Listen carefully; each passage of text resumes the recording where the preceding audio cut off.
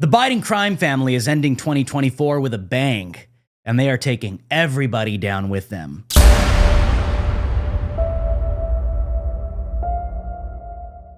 Hell hath no fury. Report reveals how Jill Biden is pushing her husband to, quote, burn the whole thing down before leaving. Pelosi, the Obamas, and more in her crosshairs. The real power behind the Biden crime family's throne remains infuriated that her mentally shot husband was forced out of the presidential race in an under-democratic coup, only to see his replacement lose in a landslide. Now, she is focused on settling scores with their enemies. An exclusive report from the Daily Mail reveals how the Bidens are now focused on applying the screws to their former allies just 1 month before departing the White House. Not surprisingly, Jill is the one leading the charge and dragging Joe along. Jill Biden has a multitude of fellow elitists in her crosshairs, including the Obamas, White House staffers, and the national media. However, arguably, the biggest target on their list is Nancy Pelosi. The Daily Mail reported, Jill views Democrats on Capitol Hill, the wider party, the Obamas, staff inside and outside the White House, the media, and all of Washington, D.C. with such misguided resentment that I can't imagine she isn't encouraging Joe to burn the whole thing down despite his better judgment, an insider said. A particular target for the first couple is said to be former House Speaker Nancy Pelosi, who led the effort to push Biden out of the 2024 election race, personally calling him and demanding he quit in the hours before he withdrew on June 21st. Now remember, Nancy Pelosi did say she did what she had to do. Have you talked to him? Is my only question. What I have to do. Right. He made the decision for the country. My concern was not about the president, it was about his campaign. The Daily Mail notes that the Bidens have not spoken to Pelosi for months, and that the 50-year friendship Joe and Nancy once shared is gone. At the annual Kennedy Center honors held earlier this month in D.C., the outlet revealed that Pelosi was sitting far away and out of the Biden sight. She and her husband, Paul, had previously been guests of honor in the presidential box. As the Gateway pundit previously reported, Kamala Harris, another target of Jill's, was given the cold shoulder at the event by the Bidens.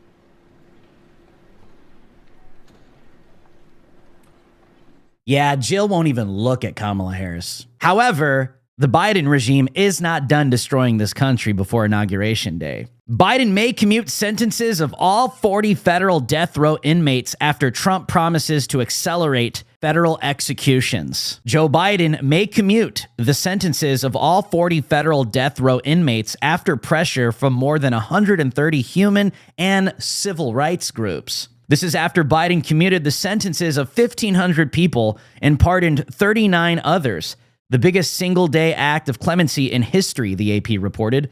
Biden also pardoned his own son, Hunter, who was convicted of felony gun crimes after he promised he would respect the jury's verdict. Which, by the way, the mainstream media did not know how to handle that because they've sworn for years that Joe Biden was the bigger man and doesn't view himself as above the law, and he would never do such a thing. Well, he did. President Trump has promised to accelerate federal executions, so Joe Biden is likely going to commute their sentences in an effort to derail President Trump's plans, per usual. The 40 inmates on death row have been convicted of heinous crimes and gruesome murders, such as the Boston Marathon bomber, Dylan Roof, the man who fatally shot 9 ministers at a church in South Carolina, and Robert Bowers, the man who carried out a mass shooting at Tree of Life Synagogue. All are currently on death row. The Wall Street Journal reported President Biden is considering commuting the sentences of most, if not all, of the 40 men on the federal government's death row. People familiar with the matter said, a move that would frustrate President-elect Donald Trump's ability to resume the rapid pace of executions that marked his first term. A broad coalition of religious and civil rights groups has been pressing Biden to take the step, and the effort gained momentum earlier this month after Pope Francis, in his weekly address, prayed for the commutation of America's condemned inmates. If their death sentences were commuted, the prisoners, all convicted of murder, would serve life without parole. Biden, a so-called devout Catholic, spoke with Francis on Thursday and is scheduled to meet with him at the Vatican next month, the White House said. Now, I am all for the death penalty, capital punishment, public executions, legally and lawfully. For criminals, rapists, murderers, pedophiles, child molesters. If we don't send a message like that to society and criminals within our society, well, then they can just think they can get away with it and get a comfy cell in jail paid by the taxpayers forever. President Trump knows this, and he wants to put a stop to it. And of course, Biden is going to try to sabotage that. And as I said, Biden is going out with a bang this year. Senile Biden frees 100+ illegals who rioted at border because they are not border security risks under his policy. Since Inauguration Day 2021, President Joe Biden's policies on the southern border have been as out of touch with reality as the president himself. With Biden's long self-evident 4-year cognitive decline confirmed yet again in a blockbuster expose published by the Wall Street Journal on Thursday, even Joe Biden supporters can't deny the damage being done here. And a report by the New York Post on Friday demonstrates just how corrosive the Biden administration has been, implementing policies loved by progressives under a senile figurehead. Well, that's why he was installed. They needed a senile, empty puppet in order to do the most insane, evil, and wicked things to roll out these plans without any pushback or hostility. According to the New York Post, more than 120 illegal aliens who stormed across the border in March have been set free inside the United States under a Biden administration policy that directs the agency to prioritize their enforcement and detention capacity for those deemed public safety, national security, and border security risks. Now, to refresh your memory from this incident, here's video of these so-called non-national security threats.